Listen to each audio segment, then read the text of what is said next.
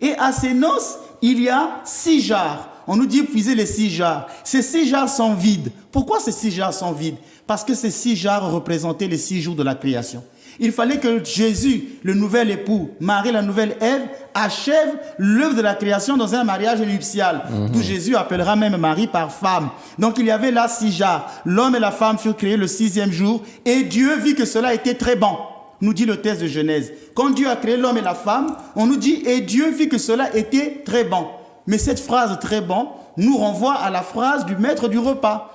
Il vit que cela était très bon. Toi, tu as gardé le bon vin jusqu'à présent. C'est un écho à Dieu en créant l'homme et la femme qui voit que cela est bon. Donc, c'est une réminiscence du mystère de Cana.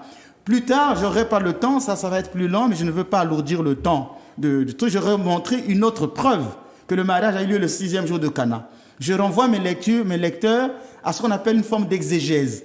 Vous lirez le Jean chapitre 1 et vous verrez que dans ce chapitre, il y a toujours un terme qui revient. C'est le terme le lendemain. Je vais aller très vite. Jean chapitre 1, le verset 35. Le lendemain, Jean se trouvait avec 2 de ses disciples. Quand vous allez par exemple au verset 40, André était l'un de ceux qui avaient suivi. Ainsi de suite. Quand vous allez au verset 43, le lendemain. Quand vous allez voir, il y a l'expression le lendemain revient souvent. Et vous allez voir que dans ce chapitre de Jean chapitre 1, effectivement, il y a 5 jours.